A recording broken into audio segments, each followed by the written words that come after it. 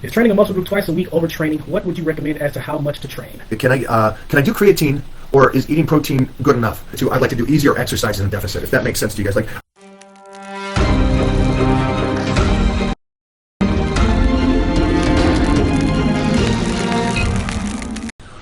which training plan is best to change body composition versus trying to lose fat? Let me dissect that. Go for it if you can.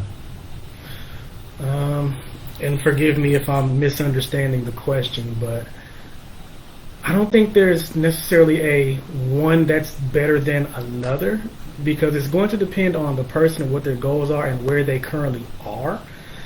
So let's assume he's a little heavy on the fat side and would like to change it and build more muscle.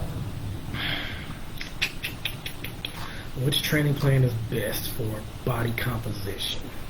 We're both having a problem with this Yeah. one, and I think it's because of the fact that there's programs that build nervous system, there's programs that build your extreme strength, and then there's programs that's just focused on turning and burning you. And with all that being said, they can all be missed and reversed as soon as we change the nutrition plan. And so it really just comes back down to the nutrition plan and in your ability to go, I would like to lift main lifts in a deficit relative to I'd like to do easier exercises in a deficit, if that makes sense to you guys. Like, I want to do push downs and tricep extensions instead of close grip and heavy tricep extensions. So I understand, like, when you're dieting, deadlifts are hard. I understand when you're dieting, squats are hard. And so there's other programs that take those and remove those so you can at least get in there and get through there.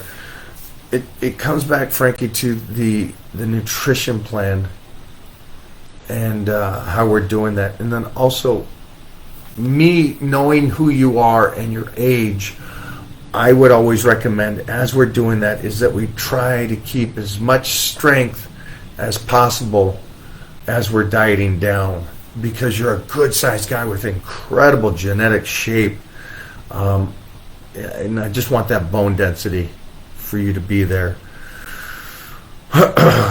And our biggest problem with you is that as soon as your body stops working with you, you try to force it and try to keep running with it so you can look like Mr. Olympia, instead of going, your body shut down, let's pull back a bit, hold, and then go forward again. How would you deal with that? Yeah, sometimes it's kind of hard to, hold people back. Toughest thing, don't they say? Yeah. How would I deal with that?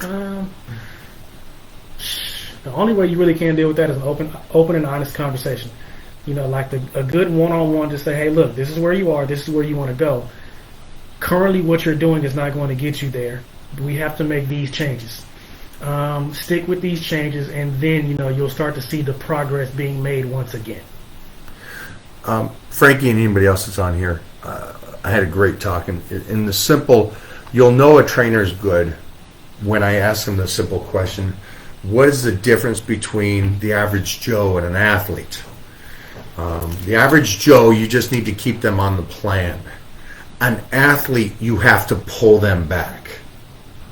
So let me say it again. The average Joe, you just got to keep on the plan. The athlete, and I don't mean athlete in the sense of pro, I mean the desire. Okay, Frankie, you're one of those guys that's desire. So I have to hold you back at a time, and that's the hardest thing for you, and it's the hardest thing for athletes, is that you want to just keep pushing your head against the wall if you don't get to where you think that you should be. And it's not up to you, it's up to your body. And that's the hardest thing to deal with when you're a perfectionist, like a lot of us are. Yeah, I'm going through that right now with my tricep. I used to rep 315. Not doing that right now. And I hate it. But that's where I am. Here's a good one. The question from Joel. Go for it. Is training a muscle group twice a week overtraining? What would you recommend as to how much to train?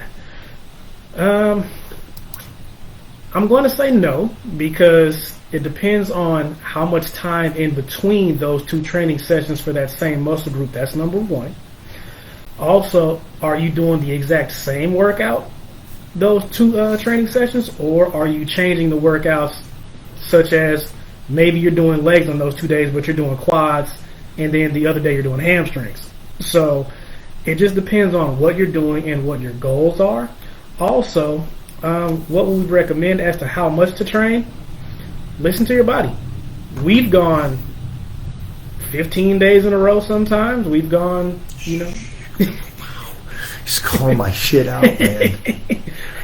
we've had some time when it's like, all right, we'll take, 1 day here or 1 day there. Just listen to your body. If you want to follow a super strict plan where it's like, okay, Sunday and Monday you train, Tuesday you take off, and then you have, the rest of the days on, hey, that's what your training is. It just figure out what's going to be best for you, because what's best for you isn't going to always be cookie cutter and apply to everybody else. But as far as recommendation, you have to listen to your body. That's first and foremost. Now, once you've listened to your body enough, you can kind of get a sense of what works the best. I agree with Doc. And then also, it just kind of goes off of your program too. There's times you train in body parts twice a week. There's times that you train once a week. But it goes off your plan. If you trained all year or twice a week, then it's probably time to change up the program. A great way to know what's too much is if you're not getting better in the next couple weeks. And that's for all of you guys. Just judge yourself. Hey, I'm not getting better the next 2 weeks. And one of the simple ones is mostly off season. Your basic knowledge of you getting better is that the weight moves easier. That's it. The weight's moving easier, then you're recovering, you're getting better, you're getting stronger. You're golden. You're golden at that point. If you're fatiguing, you're getting weaker, then 2 times a week is not right. This is a question that came a while ago, and the guy asked, "Can I do creatine, or is eating protein good enough?" His follow-up to that was he finds that he can't build muscle without creatine, and this I disagree with. I think it's mental. That is absolutely not true. Did I say do creatine? I said do creatine, vitamin C, B, amino acids, all those things. But to say that unless you do those supplementations, you can't build muscle, then you're not dieting right. That's absolutely not true. Your first and foremost is nutrition. And if you're not getting better with nutrition by itself, there's something wrong. Again, supplementation is what the word, I don't know what the dictionary terminology of it is, but you're adding that to the proper nutrition. So I disagree with his second statement that he can't build unless he's on creatine. I think he's having a placebo effect.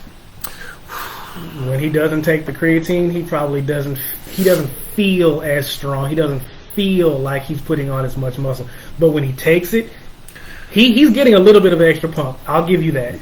But because he's feeling that, he probably goes a little harder.